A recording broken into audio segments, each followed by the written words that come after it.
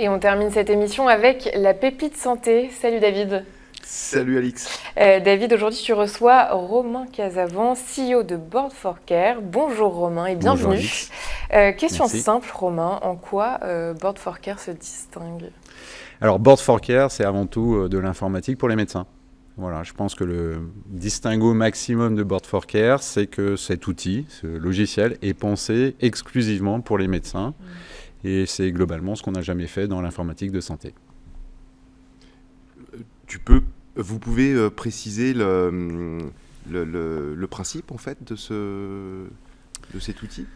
Ouais, c'est un outil qui est un outil d'aide à la décision en fait pour une prise de décision en oncologie. Et donc l'idée, c'est de développer un tableau de bord pour lequel on va pouvoir prendre une décision thérapeutique qui est en correspondance avec l'état du patient et les caractéristiques du patient.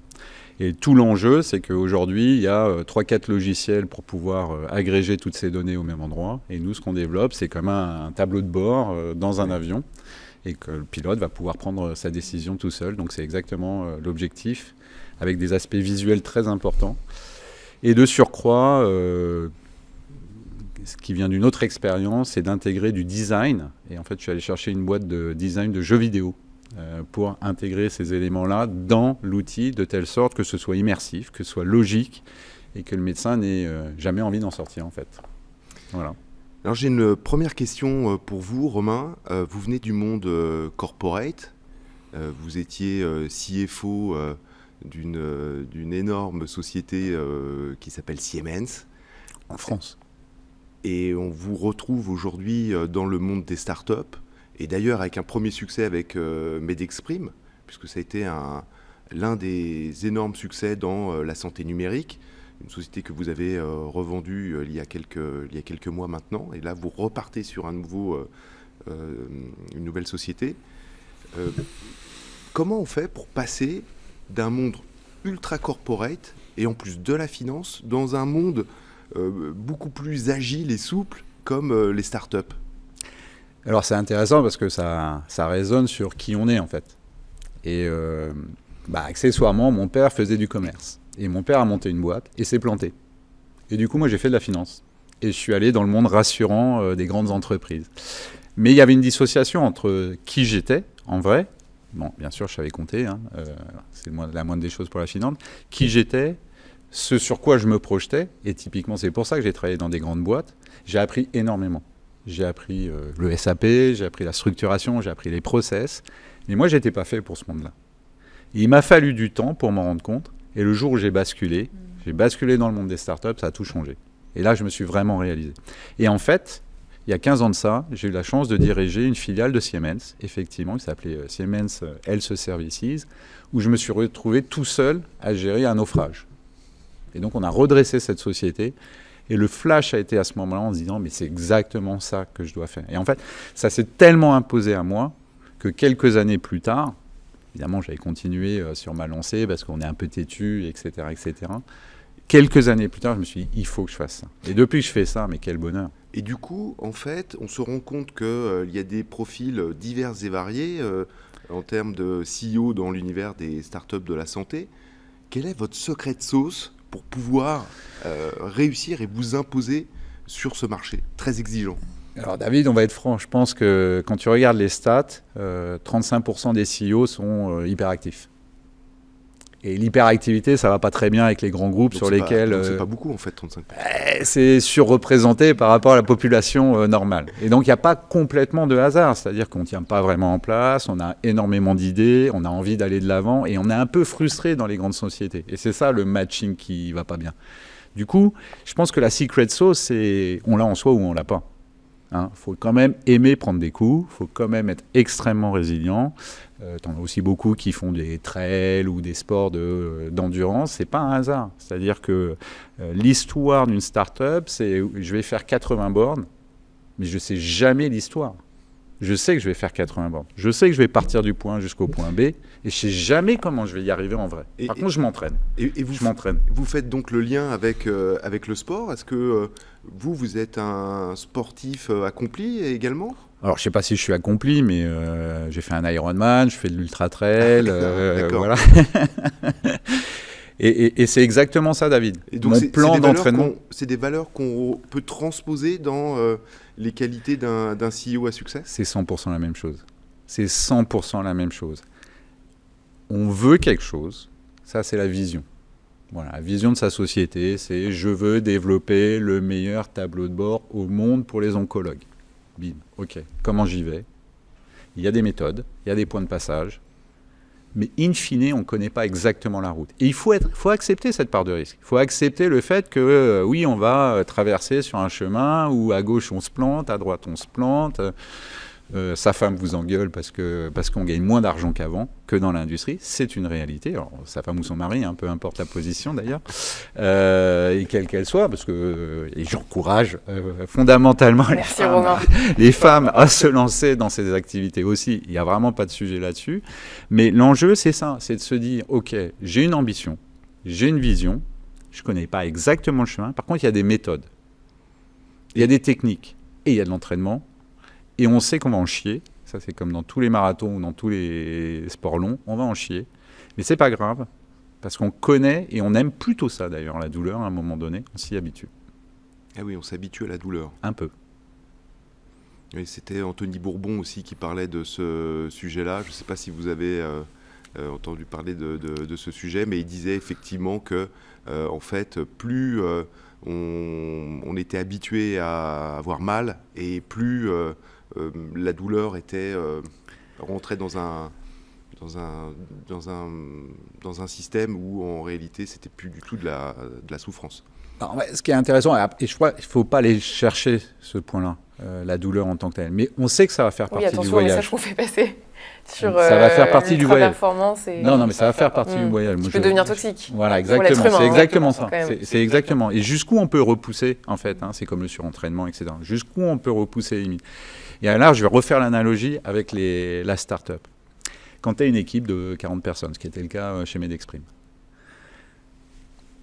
En gros, j'ai à peu près une idée par semaine. Donc, je reviens vers mon comité de direction avec une idée par semaine. Comment tu fais adhérer tout le monde, comment tout le monde va au même rythme.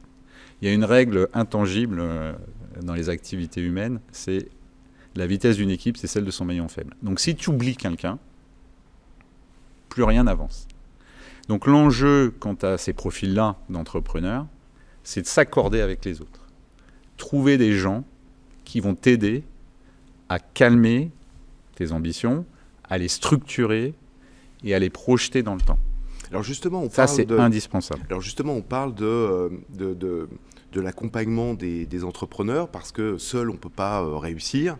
Il y a des coachs, il y a des mentors, il y a aussi des équipes. Comment vous avez fait pour structurer votre équipe, notamment chez Medexprime, et comment vous allez le faire dans votre nouvelle structure chez Board4Care? Alors, ça c'est une passion, donc je vais essayer de développer, mais d'abord multiculturel, inclusif au sens générationnel. Ça c'est le discours corporate. Non, c'est une réalité. C'est une réalité. Quand tu vois des startups avec que des gens qui ont 25 ans, école d'ingénieur, etc., je dis attention. Ah, okay. De la même façon, une start-up avec que des vieux briscards, je peux dire aussi attention.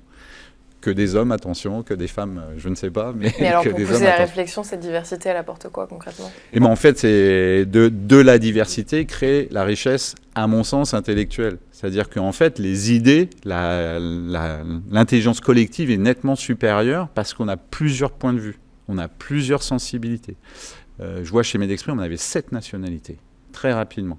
C'est très différent. Amérique du Sud, Afrique du Nord, Europe de l'Est, etc., etc. C'était hyper riche parce que quand on avait une discussion, on avait des perceptions qui étaient différentes et du coup une intelligence collective. On ne pouvait pas aller non plus à réfléchir forcément à 40, mais quand on réfléchissait sur des sujets à 5, 6, c'était hyper riche. Alors c'est très intéressant. Attends, je finis. Et excuse-moi, et je donne un tout petit tips sur... nous, on avait fait le pari de l'égalité homme-femme. À 100%. Et quand on est une boîte d'ingénieurs, c'est pas toujours facile au début. Donc, j'ai un peu initié au début. Je suis objectivement allé chercher 2-3 ingénieurs femmes pour commencer. Ça a été génial, parce qu'après, on avait des candidatures spontanées d'un niveau qualitatif supérieur à n'importe quelle offre d'emploi.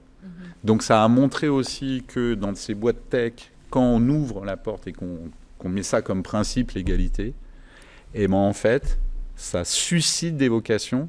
Et je peux vous affirmer qu'au niveau vraiment profil, avec pareil, des sensibilités, des vécus différents, des thésards, etc., c'était extrêmement enrichissant. Alors, au final, est-ce que ça serait pas ça, la secret sauce? Bah, c'est peut-être ça, ouais. Et aller chercher des gens qui vont te challenger, qui sont meilleurs que toi. Oui, mais ça, c'est le discours Non, convenu, c'est une réalité. qu'on entend C'est vrai que partout. Sur très LinkedIn, start-up. on voit bien... Et t'en as combien? Vous en avez combien, pardon, David, dans les boîtes de vrais qui challenge? Des vrais, mais opérationnels, à qui on donne Alors, le pouvoir. Discours, c'est un discours formaté qu'on entend partout. Le discours corporate sur l'inclusion, la diversité, on l'entend partout. Ce discours de il faut se faire accompagner, recruter les meilleurs, on l'entend également partout. Mais dans la réalité, lorsque on me mandate pour recruter des leaders, bah en fait on me dit recrute-moi quelqu'un qui est plug and play, j'appuie sur un bouton et il démarre en réalité. Et donc tous ces sujets d'inclusion, de diversité, mais aussi j'ai besoin d'être challengé, c'est pas vraiment des critères qu'on me demande. Et donc la réalité, elle est souvent un peu différente de ce discours un peu formaté. Ouais, il est formaté. Bon, moi, j'ai pas tendance à formater trop mon discours. J'explicite. Je pense que je l'ai démontré par le passé, mais oui, effectivement, tout le monde essaie de s'inspirer de ça, et dans la réalité, c'est pas systématique pour le coup. Il faut le mettre en place, il faut le vivre. Il faut vivre le challenge. Il faut accepter d'être challengé par quelqu'un qui, sur le plan de la responsabilité, typiquement. En fait, ce qu'il y a derrière, c'est que task and responsibilities. Ça vient effectivement des groupes corporate. Comment tu mets en place une organisation qui permet justement aux gens d'avoir un vrai rôle qui va te challenger parce qu'ils vont être responsables de quelque chose spécifiquement, pas sous ta responsabilité. Ils vont être eux-mêmes responsables à un moment donné. Et là, tu te mets, même si tu es CEO, même si tu es actionnaire principal, même si, tu te mets dans une situation d'égal à égal avec cette personne-là. Et je pense que le type, s'il est là, accepter ça. Si vous aviez un conseil à donner à des leaders aujourd'hui qui travaillent dans des big corporates et qui souhaiteraient se lancer dans la création de start-up de la santé, vous leur donneriez quel conseil ? J'adore cette question parce que c'est ma bataille du quotidien. On a, je crois, en termes d'innovation, on est très bon, on a de très bons ingénieurs, on développe sur le plan R&D de très belles boîtes. Et puis à un moment donné, le go-to-market, c'est quoi ? On ne sait pas. Et donc l'idée, c'est ça, c'est comment on va aller chercher ces gens à succès dans l'industrie, dans des boîtes corporate qui ont lancé des produits, etc., au niveau français, européen, et comment on va les attirer dans le monde de la start-up. Il y a évidemment une question d'argent. Eh oui. Voilà. Bon, on va pas se leurrer. Non, mais merci de le poser sur la table parce que... entre 40 et 50 ans, on a des enfants qui grandissent, qui vont faire des écoles, études, on voilà. doit payer la maison. Voilà, même si on est deux à bosser, il y a une dimension financière qui est ultra importante et qu'il faut arriver à régler. Peut-être que c'est les fonds qui vont régler ça et y penser. Voilà. Mais il y a cette dimension financière parce que tout le monde ne peut pas se permettre d'arrêter d'être payé du jour au lendemain, même si on a le chômage, ça dure qu'un temps, etc., etc. Donc tout le monde ne peut pas se permettre. Et avant, moi je peux le dire, j'ai arrêté. Mais alors, comment vous avez fait, vous ? Moi j'avais investi dans une boîte, ça m'a donné des sous et je me suis lancé. Donc moi c'est avec les économies. Vous avez d'abord investi dans une société, ça vous a rapporté des millions et ensuite vous avez ça m'a rapporté de quoi vivre 3 ans en divisant par 2 mon niveau de vie. D'accord. Voilà, c'est juste pas compliqué. Et donc oui, c'est ça l'enjeu. L'enjeu, c'est de se dire, ok, j'ai entre 2 et 3 ans devant moi pour lancer cette activité. Et ça va être ça, on va pas rêver, on va pas gagner suffisamment. Par contre, 6 ans plus tard, on est quand même actionnaire d'une société qui est potentiellement revendable et on a financièrement à peu près retrouvé, on ne trouvera jamais ce qu'on a dans l'industrie, mais c'est normal. Et par contre, on s'éclate au quotidien comme jamais. Donc ça serait quoi le conseil qu'on pourrait donner à ces leaders de corporate ? Si on n'arrive pas à résoudre la quadrature de l'argent, ça va quand même être très compliqué, sauf s'ils en ressentent naturellement l'envie pour le coup. Mais imaginons qu'on arrive à les financer pendant 1 ou 2 ans. Okay. C'est la clé, en fait. Là, c'est la clé. Là, c'est la clé. Et pour le coup, il y en a qui sont faits pour rester dans le corporate et d'autres qui sont faits pour en sortir. Et c'est cela qu'il faut aller chercher. Et là, la fusion entre les talents scientifiques et les talents de go-to-market, elle est juste géniale. Un mot sur le financement. C'est extrêmement difficile aujourd'hui de lancer une start-up de la santé et d'avoir des fonds qui suivent actuellement, parce que les fonds, ils veulent principalement suivre aujourd'hui des start-up qui font déjà entre 5 et 10 millions d'euros de chiffre d'affaires avec 15% d'EBITDA. Qu'est-ce que le financier en pense ? Je crois que déjà, on est dans un monde darwinien, donc on ne va pas se le cacher. Et finalement, est-ce que c'est si dramatique que ça ? Parce que est-ce que ces sociétés avaient un modèle, un business model valable ? En fait, et ça questionne.